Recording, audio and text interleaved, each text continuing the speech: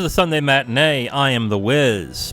I don't have a topic today, but I thought that I could do another review. Yeah, I'm just churning them out, baby. That's just what I'm a machine when it comes to reviewing movies. So I'm going to review the 2023 MCU movie, The Guardians of the Galaxy Volume 3. This is the newest one that came out in the theaters this summer. It's out on Disney Plus right now, so I decided to review that. And that film is starring Chris Pratt, Zoe Saldana, Gillan, Vin Diesel, Bradley Cooper, and Dave Bautista, and it's directed by James Gunn. I guess I should give you my thoughts of the last two Guardians of the Galaxy. This seems to be the more popular of the MCU properties. So it's definitely more popular than Thor. I think maybe Iron Man might be a little more popular. Probably a lot more popular, now that I come to think of it. But Guardians of the Galaxy is one that actually a lot of people seem to like. They like the characters, and they like the way the story was, especially in the first one. I'm kind of weird. I did not like the first one that much, but I actually liked the second one. And I know that's really the opposite for everybody else. So I didn't know really where to come on to this on 3 or how I was going to feel about it. So it's going to be interesting to see my thoughts are going to be on this. So why don't we just get into it right now? Let's get into the review of Guardians of the Galaxy Volume 3, directed by James Gunn. Alright, so before I get started, I'm going to let you know this is a light spoiler review. I'm going to sprinkle in a little bit of spoilers in the review, but other than that, I won't have a spoiler section, so if you want to go right into my final thoughts, go right ahead, or come back when you're ready. If I spoil anything, it'll be very light, so just bear that in mind. I'm going to just come out right and say it. I think this is my favorite of the Guardians of the Galaxy movies. I think this is actually very good. It does have, I think, one big flaw, and it's a big flaw, but I do enjoy this movie a lot, and I think it's the best of the 3. I'll even say it right now.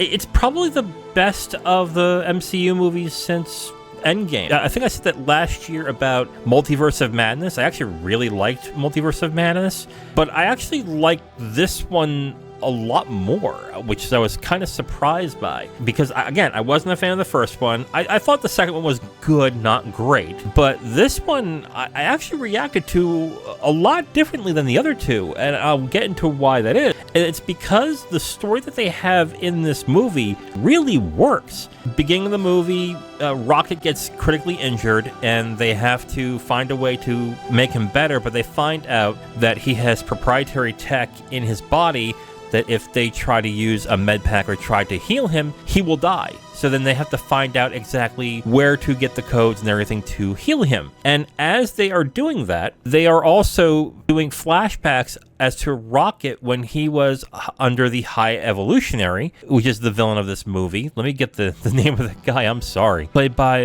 Chukwudi Iwuji. Oh my god, I'm going to butcher that guy's name, I'm so sorry. The flashbacks and the thing with Rocket when he was an experiment is actually emotionally really well done. I was actually really surprised. You really feel for Rocket and you feel for his friends as they're going through the things that are happening in those flashbacks. And it really fleshes Rocket out from just a wisecracking character into someone really lovable and really likable at the end of the movie, which I was, again, really surprised by. I think that actually is what happens with all the characters in this movie, especially Drax, Mantis, and Nebula. Those characters seem to get the most love in this movie, and I think it really helps when you're watching this movie. I'm going to say right now, like the first 2 acts are almost perfect. They are emotionally charged. They are really well done on the drama part, and the comedy works really well, and then the action is really good. Like the first 2 acts are really good, and I was entertained and was really liking what I was watching, and in the back of my head thinking, could this be a 4-star movie? Could this be one of the best movies I've seen in the MCU? Could this be better than, like Endgame? Like I was really debating like if this is going to be the best MCU movie. And then I had to go to the bathroom. I paused the movie, came back, and I accidentally checked the time, and I was like, oh, there's an hour left of this? And by this point, the main plot line that was in the movie essentially resolved itself. And then there is an hour left of the movie, and I looked at the time and went, how are they going to justify this? And honestly, the third act is way too damn long, which is a problem that a lot of MCU movies have, is that they don't know when to end. Honestly, I was a comic book fan when I was younger, and I got back into comic books when I was in college, like in 2021. Our time, I got into a lot of the more I guess, independent comic books. But the problem that some comic books really have is that they get into the weeds way too damn much and just don't decide on what to cut or not. And it's something that a movie really needs to do. It's one of the main problems that I have, along with a number of other problems that I had with the Zack Snyder version of Watchmen. It was too long, but it also didn't have enough to actually keep me engaged. And in this movie, I was engaged until the third act, and then the third act dragged. And it dragged to a point where I honestly was like wondering, why are they going through all this extraneous stuff? You had a good emotional center there. This movie would have been a lot better if that main plot line resolved itself at the end. Because there was about 45 minutes to an hour left after that, I just sat there and went, I don't know. Okay. That's not good. That's a big problem I have. And all the MCU movies, I would say, God, even before Endgame, I would say at a certain point, all the MCU movies needed to be over 2 hours long. 2 hours and 15 minutes, 2 hours and 30 minutes. And there was no reason to do that. From that point on, it's like every movie needed to be 2 hours and 30 minutes. And the longer you make a movie, the more difficult it is to actually keep it engaging without it like bogging itself down, getting too much into the weeds. And this movie does that, unfortunately. Now, I'm not going to say that it made the movie bad. I just think if this was done really well, it probably would have been one of the best MCU movies. I can't say that right now because I'm looking at it I'm looking at it and going, I don't think it justifies its length. And the third act, I think, just crawls at the end of the movie. It's way too much, and that's my main criticism. The ending is good. I like how the film resolves itself. I don't like how it resolves itself in the end, which, from what I recall, this was going to be the last Guardians of the Galaxy film. But then they did a teaser saying, oh, we might be back. I'm like, why? Why are you doing that? You drain the emotional resonance of the film by not just ending what it is. And if you've seen the post-credit stinger, you know what I'm talking about. I don't like how it ended in that sense. So if you want to just ignore the post-credits, go right ahead. I understand.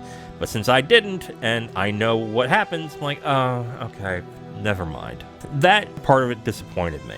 Let me get into specifics here. Let's go into performances. Honestly, the performances are really good in this movie. Let me get started with some of the performances that I was kind of about. Well, not but here's the performances that are good, but not enough for me to like really praise them. I think Chris Pratt's Chris Pratt. He was fine in it. Zoe Saldana's okay. Yeah, I mean, there's some cameos by Nathan Fillion. I like Nathan Fillion, but he's only in it so little. Will Poulter's all right as Adam Warlock. Here's the 4 best performances. Bradley Cooper as Rocket is really good. He does a really good job as Rocket's voice in this movie. Karen Gillan, I think, is an actress that gets more and more underrated as time goes on, but the reason why is because she is under a lot of makeup all the time, so I don't think she gets the right recognition that she really deserves. So I want to point her out. I think she's really good. I'm going to butcher her name. I'm sorry. Pom Klementieff. She plays Mantis. She's also really good in this movie. I actually really liked her performance as Mantis. But I think the best performance is actually Dave Bautista as Drax. Drax has been like a punchline in the last 2 movies, and they finally give him a little bit more than they have in other films, and it's actually a very effective performance. Dave Bautista is probably the best actor who was a wrestler, I think. Like, even better than The Rock or Dwayne Johnson. I think he honestly is the best of the wrestlers turned actors, and he continues to prove it. So a great performance by him. I guess the last thing I should get into is direction. James Gunn does a good job in this, but at the same time, some of the decisions that he made when it came to action, such as the first time you see Adam Warlock, some of the shot selections in some of the action scenes, I think the hallway action scene towards the end was okay. So I think in action, it's okay, but I think everything else is pretty good. I'm going to be really curious as to what he does with the DC universe, because Guardians of the Galaxy is very singular. And so was the Suicide Squad, the DCEU movie that he did that was a sequel to Suicide Squad, which, if you have not seen it, it's really good. Check it out. But his vision is incredibly his. And I don't know what he will do when it comes to DC universe, when it comes to the films. I'm really curious as to how that is. But from what I have seen, do I want him doing a Superman movie or a Batman movie? I don't think I do. I think he should be a director that is definitely sought after and is definitely somebody who I would want to see a movie from, because I think his vision is really good. But to spearhead an entire universe, I'm not so sure about that. I think that's a mistake by DC, but we'll see about that. But his direction is good in this movie. Okay, final thoughts on Guardians of the Galaxy Volume 3. I actually really like this. I will say that this is the best one since Endgame. I know I said that about Multiverse of Madness, but I think this is better than that. I think the length of the film kills it. Like Marvel, it is completely okay to make a 2-hour movie. It really is. It's fine. People are okay with it. It doesn't need to be 2.5 to 3 hours long every time. It really doesn't. It is okay to say, hey, we have 2 hours? Okay, end it. It's completely okay. It's fine. So hopefully they do that with the next one. I'm going to give this film 3.5 out of 5.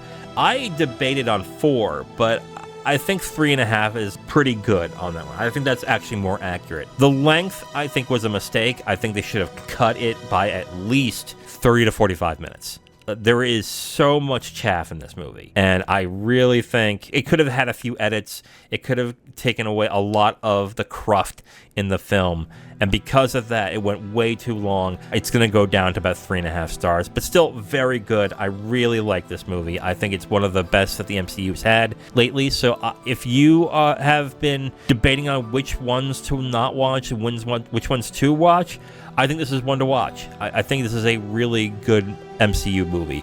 That's 3.5 star out of 5 stars for Guardians of the Galaxy Part 3.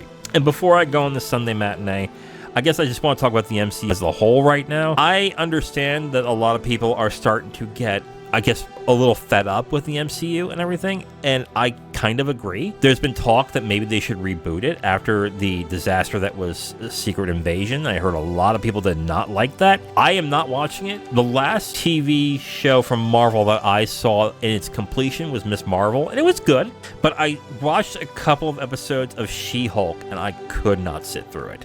I thought it was bad. I know some like it. Good for you. I can't sit through it.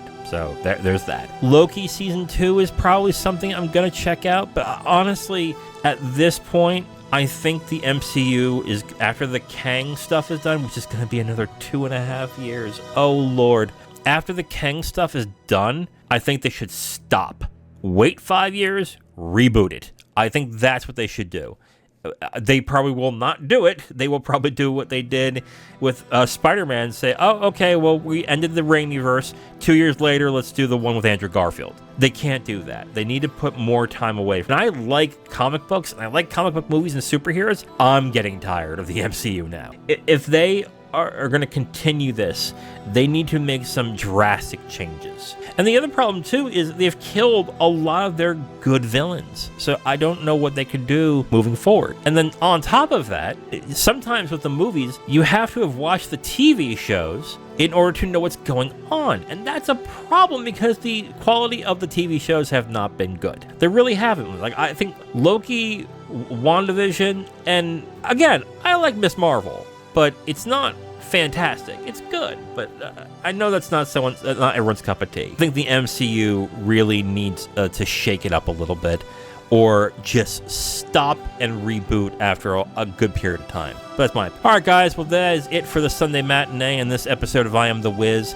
Tuesday, me and Zero are going to review Dark City, directed by Alex Proyas. Thursday, I am going to review My Fair Lady, starring Audrey Hepburn, directed by George Cukor. And on Saturday, me and Kim are going to review Tootsie, starring Dustin Hoffman, directed by Sidney Pollack. And that'll be the end of this episode. I am The Wiz, and I'll talk to you next time. Bye.